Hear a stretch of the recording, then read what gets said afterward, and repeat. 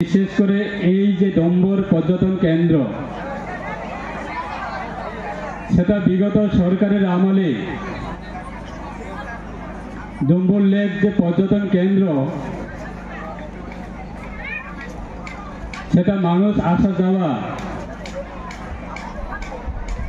এত বেশি মানসিকতা ছিল না। আজকে আমাদের সরকার ক্ষমতা আসার পরে শুধু এই ডম্বর লেকের পর্যটন কেন্দ্রটাকে আমরা ডেভেলপমেন্ট করছি সেটা না, রাজ্যের বিভিন্ন পর্যটন কেন্দ্র রয়েছে।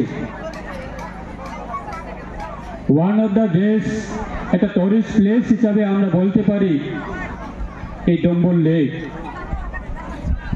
আজকে লাখো লাখো যারা আমাদের যুবক ভাই বোনেরা যারা রয়েছে,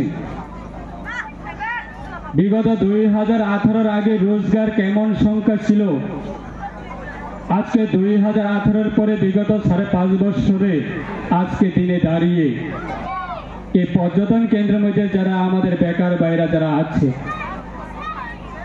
আজকে দিনে দাঁড়িয়ে আপনার রেভিনিউ বা আপনার রোজগারের ইনকাম যদি আমরা কম্পেয়ার করি, কোন জায়গায় গিয়ে দাঁড়িয়েছে। আসামে বিভিন্ন এলাকাতে এই ড্রাই সিজনে নভেম্বর তো প্রায় এপ্রিল পর্যন্ত, নভেম্বর মান্থ থেকে এপ্রিল মান্থ পর্যন্ত আমরা দেখি বিভিন্ন এলাকাতে আসামে বহু ধরনের পাখি আছে। এবং আমাদের এই রাজ্যের মধ্যেও আমরা দেখি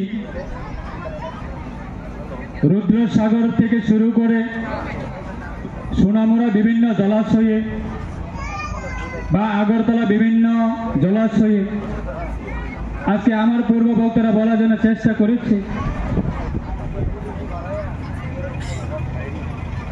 আগের যুগে ছিল পাহাড় এলাকাতে বিভিন্ন পশু পাখি থাকতো।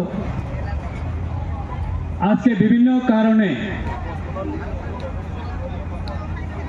যে পরিবেশটাকে আমরা নিয়ন্ত্রণ না রাখার কারণে, পরিবেশটাকে সুন্দর পরিবেশ সেটাকে আমরা বজায় না রাখার কারণে আজকে শহর এলাকাতে পশু পাখির সংখ্যা বেশি হয়ে গেছে।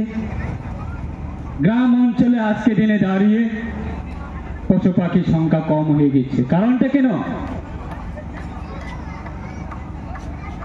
আমার দাদা বলার জন্য চেষ্টা করেছে বিকাশ চাকমা মহোদয়,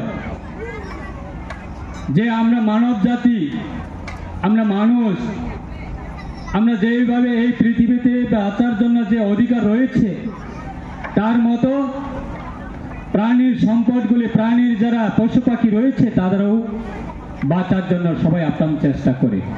সঙ্গে যদি অ্যাটাক করা শুরু করে দেয়, তারা কি দুবার তৃতীয় দিনে তারা কি এই এলাকাতে থাকার জন্য তারা কি মন করবে?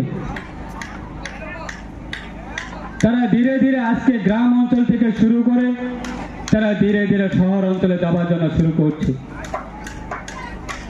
আজকে এই যে ড্রাই সিজন, আমাদের বিভিন্ন পশু পাখিরা আছে বিভিন্ন রাজ্য থেকে, বিভিন্ন দেশ থেকে,